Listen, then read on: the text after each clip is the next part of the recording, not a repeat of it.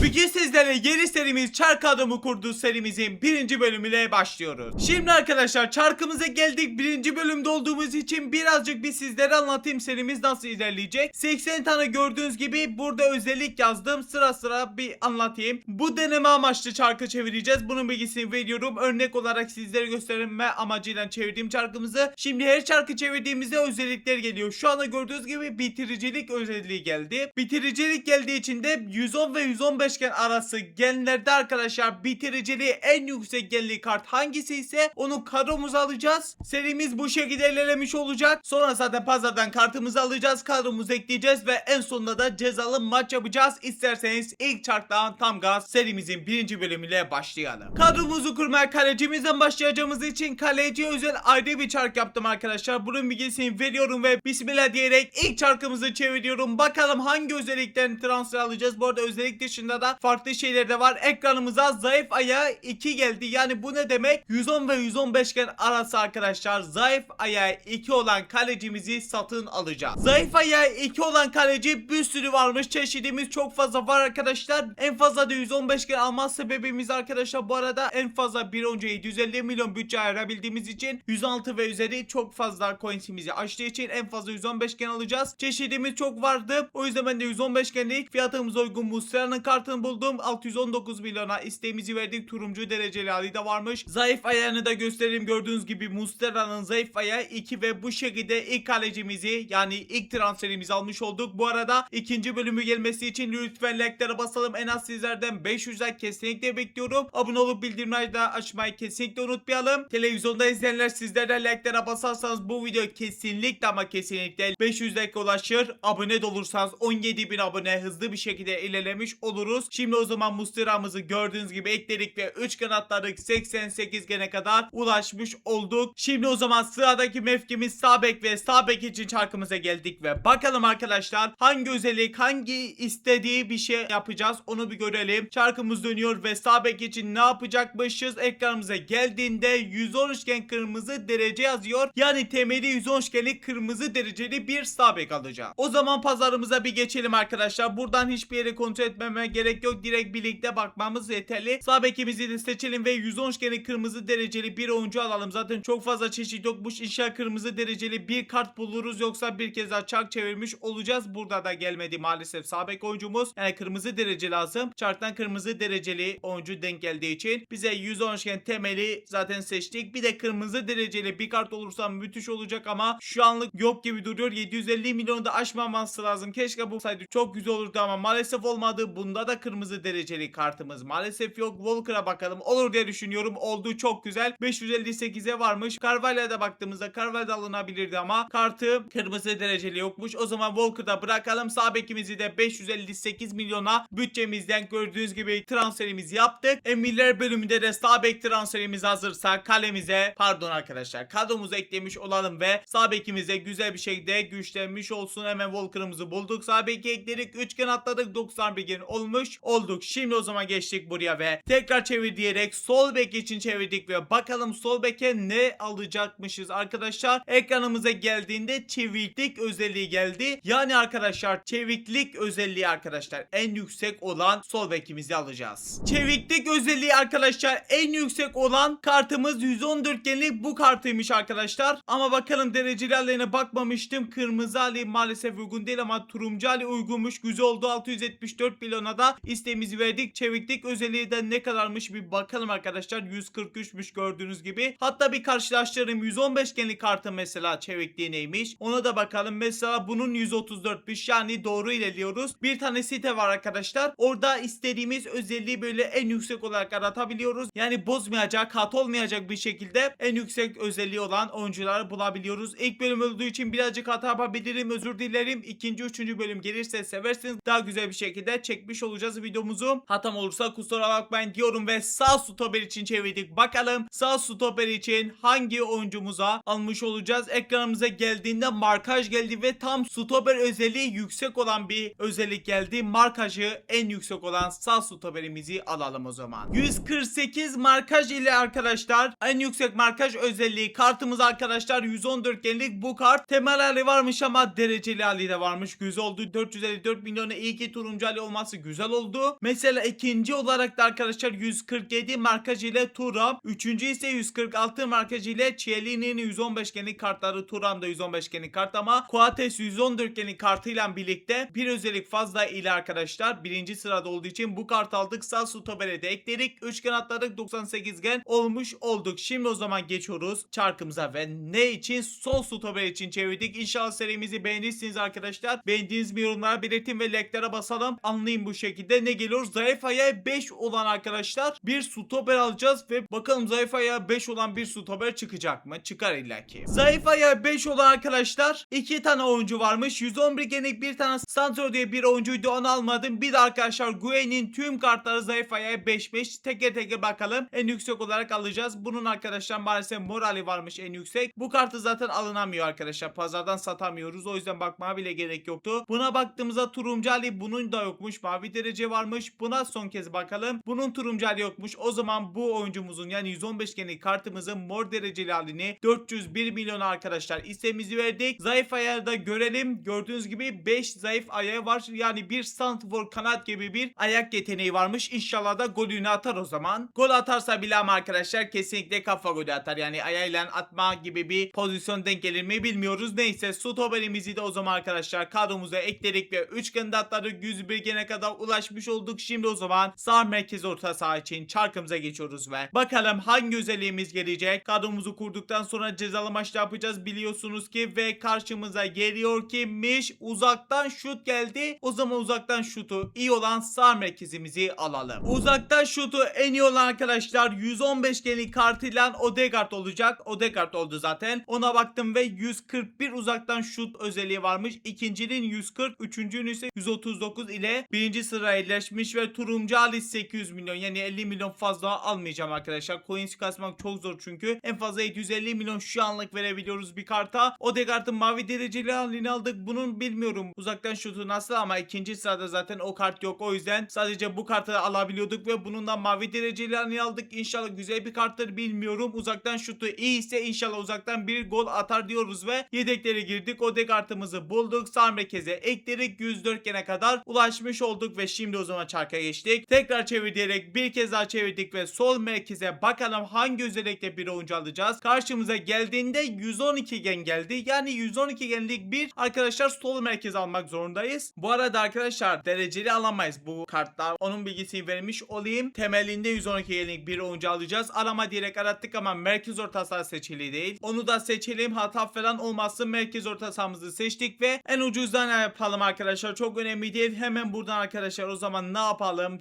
Sokrates'in kartını beğeniyorum aslında. Bir hesapta vardı. Kullansak mı? 466 milyonda bir 112 genlik karta vermek gibi bir hata yapsak mı? Gereksiz olur. Bunun da maalesef yokmuş. O zaman turuncu iyi olan bir kart bulalım isterseniz. Para hoca bakalım. Neyse arkadaşlar uzatmayın beni ya. Buradan Sokrates'i alalım. Beceri hareketiyim. Ben bu kartı beğeniyorum. 466 milyona alamıyoruz ama. Karttan arkadaşlar gitmiş maalesef. Pardon biz 112 gen temelinde alacağız. Çok özür diliyorum. Biraz uzattım arkadaşlar. Bu kartımız varmış 38 milyon ama biz temelinde alacağız ama neyi alsak bilmiyorum. 315 milyona vermeye gerek yok. Çok uzattım ya. Ben bu kartı alıyorum geçiyorum arkadaşlar. Sıktıysam çok özür diliyorum. Bu kartımız inşallah iyi işler yapacak. Emirler bölümüne giriş yaptığımızda kartımız geldi. Burada çok iyi bir merkez ortası alamadık. Çünkü temelinde 112 genlik bir oyuncu alabiliyorduk çarktan. O oyuncu geldiği için. Hatta bizim 112 genlik bir merkez ortası illaki vardı. Neyse 107 gene ulaşmış olduk ve şimdi 10 numara için arkadaşlar tekrar çevir diyerek çevirdik ve bakalım arkadaşlar bu sefer hangi özellikten bir oyuncu alacağız? Karşımıza geldi. En zayıf geldi. Kilo olarak en zayıf ofansif orta sahamızı alalım. 58 kiloyla arkadaşlar en zayıf kartımız 111 genlik Simons kartı. Onu kontrol ettim ve gördüğünüz gibi kartımız da bu şekilde. Yani Simons en zayıf bir oyuncu. Başka kartı da olmadığı için bunu almak zorundayız. İyi ki bari kırmızı hali varmış. 123 milyona isteğimizi verdik. Çarpıya basalım. Emirler bölümünde kartımız hala gelmemiş. Şimdi geldi mi? Gelmiş oldu ve ofansif orta sahamızda Simons oldu. İnşallah güzel işler yapar ve bu şekilde de orta sattığımızı bitirmiş oluyoruz. Hemen buradan Simons'u da ekledik ve ekleyemedik. Özür diliyorum. Şimdi ekledik ve orta sattığımıza kısacası bu şekilde oldu. 109 gene kadar ulaşmış olduk. Şimdi o zaman sağ kanat için çarkımıza geldik ve bakalım hangi özelliğimiz, hangi isteği gelecek bize? Çarkın isteği ne olacak? Kısacası ne geliyor? 112 gen mavi derece geldi. Yani temeli 112 genlik bir mavi dereceli oyuncu alacağız. Yani sağ kanat için bu özellik, bu seçenek çok kötü oldu ama yapacak bir şeyimiz yok arkadaşlar. Hemen buraya 112 gen yaptık. Hatta arkadaşlar buradan mavi derece aratabiliyorduk. Doğru. Direkt mavi dereceler gelsin. Hangisi pazarda var bu şekilde görmüş oluyoruz ama pozisyon da seçelim. Bak ben bu özelliği daha çok kullanabilirim arkadaşlar. Şimdi aklıma geldi. Güzel oldu. Genelde turuncu kırmızı dereceli almaya çalışıyoruz ya. Bu özelliği kullanmış oluruz. Şimdi NDI diye bir kart var. 114 genlik kartıyla gördüğünüz gibi başka ne var diyeceğim. Luis Figo'nun kartı var ama bunu alırsam biraz satmak zor arkadaşlar. O yüzden yani direkt bunlarda bu kara coins vermeye gerek yok arkadaşlar. NDI'nin kartı hızlıdır. İnşallah güzel işler yapacağını düşünüyorum ve buradan 113 milyon arkadaşlar 114 genlik kartımızı isteğimizi verdik. Emirler bölümüne geldiğimizde gördüğünüz gibi kartımızı almış olduk ve sağ kanatımızı bu şekilde NDI ile birlikte Çark'ın istediği şekilde kartımızı aldık ve sağ kanata ekledik. 3 kanatladık, 112 gen olduk. Şimdi o zaman geçelim sol kanat için. Çarkımızı çevirdik ve bakalım sol kanatta Çark bizden hangi özellik, hangi seçenek istiyormuş görelim. En uzun boylu geldi. O zaman en uzun boylu sol kanatı alalım. 1.89 boylu arkadaşlar. Gakpo en uzun sol kanat kartlarından birisi. Kaydet arama dediğimizde de sol kanat olarak en uzun boylu Gakpo olduğu için Gakpo'nun kartlarını alacağız ama bu kartı arkadaşlar kırmızı ali varmış. Güzel. Bu kartı zaten alınamıyor arkadaşlar. O yüzden bu kartımızı almış olalım. Kırmızı dereceli 627 milyona isteğimizi verdik. İnşallah golünü atar. İkinci sırada da bu arada 1.88'den Barcola ve Rafael Leao vardı ama Gakpo 1 santimde uzun olduğu için Gakpo'nun kartını almak zorunda kaldık. Keşke Barcola 1 santim daha uzun olsaydı daha güzel olurdu. Gakpo'muzu ekledik. 116 gene kadar ulaştık. Şimdi o zaman santroforumuz golcümüz için tekrar çevir diyerek son kez çevirdik ve bakalım hangi özellikten bitirmiş olacağız. Sonra cezalı maça geçeceğiz. Bakalım ne geliyormuş arkadaşlar. En zayıf geldi. Bu çıkmış mıydı? Bu çıkmıştır sanırsam arkadaşlar. O yüzden çıkanı yapmayalım. Bir kez daha çevirelim ve bakalım bu sefer hangi özelliğimiz gelmiş olacak. Ekranımıza geldiğinde zayıf ayak 5. Bu da çıkmıştı. O yüzden bir kez daha çevirdik. Bakalım bu sefer ne gelecek. Artık son olsun. Çıkmayan bir şey gelirse müthiş olur. Ekranımıza geldiğinde orta açma geldi. Santrfor pozisyonuyla hiç alakasız bir özellik geldi. Orta açma özelliği arkadaşlar en yüksek olarak 120 orta açma ile Cruyff ve sonu görüyorum arkadaşlar ama bir Cruyff'un kartına bakalım. 750 milyona ne kadar güzel bir kart alabiliyoruz ama biz Santrfor'da oynatacağız bildiğiniz gibi. Bu Santrfor'da oynar ama 1 milyar yani arkadaşlar şu anlık gözüken sadece bu kartı alabiliyoruz. O yüzden bunu alamayız. O zaman sonun kartını alacağız. Hetmin sonun kartını alacağız. Arama direkt aratmış olduk ve sonunda kartları bu pahalıdır. 110 genlik bir kart görüyorum şu anda ekranına. O da bu şekilde. Bu kart arkadaşlar ama turuncu ali varmış. Güzel oldu. 374 milyona da isteğimizi verdik. Orta açmasını da sizlere de göstereyim. Hemen görelim arkadaşlar. Ne tarafta gördüğünüz gibi farenin mouse'un gösterdiğim bölgede 120 yazıyor. 120 ile santrfor olarak 110 ve 115 gen arası kartlarda en yüksek olan özellik sondaydı ve sonunda kartını alabilir miyiz? Gitmiş arkadaşlar. O zaman 400 milyona isteğimizi verdik ve kartımızda artık gelir misin ve gelmiş arkadaşlar ve son transferimizde son oldu. Sona ben güveniyorum. Güzel oyuncudur bence. İnşallah golünü de atar. Sonu da eklediğimizde 2 gen de atladık. 118 genlik Çarkımız bu şekilde bize bir kadro kurmuş oldu. İlk bölümde biraz hatam olmuş olabilir. Özür diliyorum. İkinci bölüm daha güzel olacak ama likelere basarsanız, abone olup bildirimleri açarsanız, seriyi de beğendiyseniz yoruma belirtin ki ben de ikinci, üçüncü bölümlerini çekmiş olayım. Şimdi beceri ve antrenmanlarımızı halledeyim. Sonra cezalı maça geçelim. Maçımız başlıyor. Bizim kadromuzun son durumu bu şekilde biliyorsunuz zaten. Karşı tarafın ise kadrosuna baktığımızda bu şekilde bir kadrosu varmış. Üçlü defans falan. Muslera karşı tarafta da varmış. İnşallah bolcana Muslera gol atarız. Karşı tarafın Muslera'sına tabi. Bismillahirrahmanirrahim diyerek maçımıza uzatmayalım, başlayalım. Güzel de bir faul kazandı. Belki bir ihtimal gol atabiliriz. Arka direğe doğru ortamız geldi. Kafa şutu gelmedi ama biz de hala Simons pasını verdi Odegaard'a. Odegaard çalımını attı. Odegaard önü bomboş. Odegaard'dan bir şut, yerden çok kötü bir şut. Loza verdi Gakpo'ya. Gakpo pasını çok güzel yere verdi. Hetminson kaçırmaz. Hetminson 1-0. Güzel bir şekilde. Çok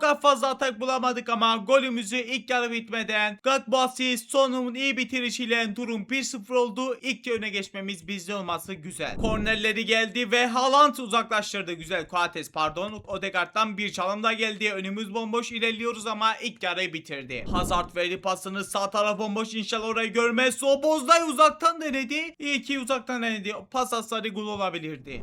Moşkov ortamı çekecek, orta geldi. Cucurella'dan önce Erling Haaland tabii ki de atar. Maalesef durum 1-0 oldu. Orada kaptırdık ve ortası da Haaland bitirdi. Pedro Neto aradan verdi. Oğlum nasıl offside yok? Erling Haaland 2-1 oldu. Yapma, ve orada offside olması lazımdı. Son bir çalım verdi, pası da Gakpo'ya. Gakpo bitirdi, güzel. Bu ikili bugün gollerini attı, asistlerini yaptı ve çok iyi performans gösterdiler. Son çekti, verdi Gakpo'ya. Durum 2-2 oldu. Beraberlikte yine birazcık arkadaşlar avantajımız olacak. En kötü beraberlikte kalmamız lazım. Ve maçımız da berabere bitti. 2-2 sonuç. İstatistiklerimize gördüğünüz gibi bu şekilde olmuş. Avantajımız olacak dediğimi arkadaşlar, onu iptal ettim. Avantajımız yok. Ne çıkarsa onu yapacağız. Çarkımızı da çevirdik. Bakalım arkadaşlar ceza çarkından hangi cezamızı çekmiş olacağız. Ekranımıza geldiğinde uzatmalarda günlük seçimler bölümünde 113-117 paketi aç, çıkanı sil geldi. Uzatmalara geldik. Günlük seçimlere girdik ve 113-117 paketimizi açacağız. Gördüğünüz gibi bu paket ve 30.000'e bastığımızda lütfen yüksek gelme. Çünkü sileceğiz arkadaşlar. Çok koyar. Bakalım 116 gen geldi. Yani hemen hemen en yüksek genli oyuncu geldi. Normalde açsak çıkmaz. Buradan barileri de silebilirdim ama bari yüksek silelim. 106 genli Kane'imizi sileceğiz. 750 parça değerindeki Kane antrenman olarak gördüğünüz gibi sildik ve cezamızı çektik. Like'lara basalım, abone olup bildirim açmayı unutmayalım. Ekrana video bıraktım. Onları da izlemediyseniz bence izleyin. Ben de bugün bu kadar. Kendinize çok çok iyi bakın. Allah'a emanet. Görüşürüz. Bay bay.